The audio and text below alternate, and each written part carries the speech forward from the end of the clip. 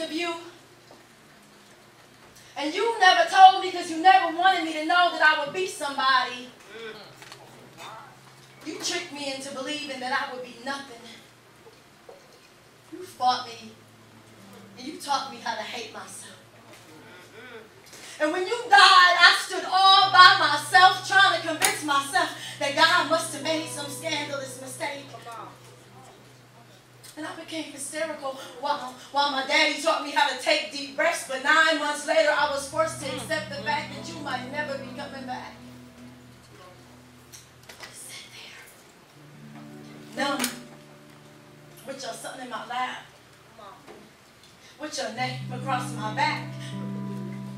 I was scared to be loved, and I refused to love back, and the memories were stacked higher than the ceiling.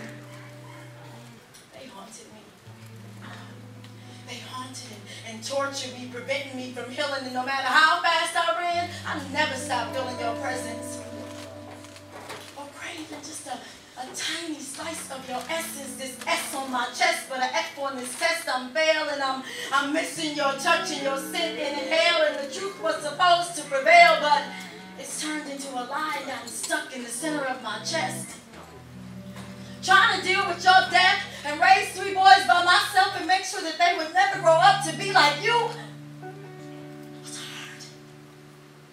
Shit got heavy, so I rolled up to keep it light, to take the pressure off these scars. It was so much easier when you was behind bars and I could get a temporary fix from a 15-minute visit, but then you left me for forever and I was left here pretending that I would be okay.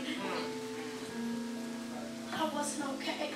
I grew weaker and more weary with every passing day. And after so long, it became impossible to hide. I struggled to hold on to my sanity through pride. And in the midst of it all, I accidentally landed on the wrong side. And you were there. You carry more pain and anger than one man could bear. And you just wanted somebody to share it with. The ground, it was cold and foreign, so I surrendered. My mind started to drift and to slip and play tricks, and I remembered the first time you hit and the last time we kissed, and that early morning when you came in and you stole away all of my gifts. You claimed them as your own and said they no longer existed, and now your wicked existence harasses me through memory. A bloody nose, a wedding ring, a recipe for death, and we... It's your story, baby. We was only kids. We was only kids. I slid behind the barrier and hid amongst my anxieties, blowing spit bubbles with a slingshot in my left hand and the pieces of my life in my right.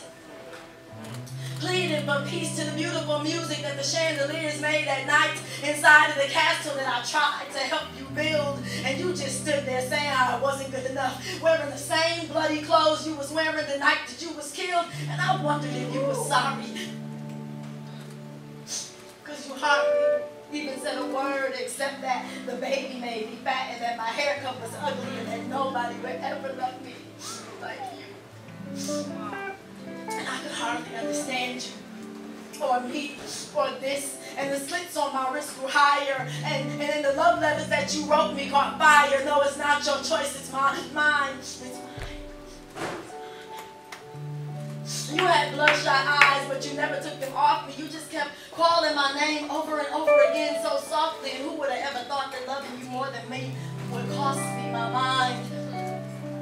All this drama with reality and size. My daddy, he taught me how to fight when I was only 9, but somehow in the midst of it all, I forgot how to. You opened up a door and motioned for me to walk through, and as bad as I wanted to, I knew hell wasn't where I belonged, and you knew it too, but you never told me because you never wanted me to know that I would be somebody, that I would grow taller than a redwood tree, that exploring my experiences will offer me therapy. You were so insecure, you preyed on my my insecurities and broke me purposely and left behind your stains. And who would have ever thought that a movement would be born in this pain? Wow. Come on. Come on.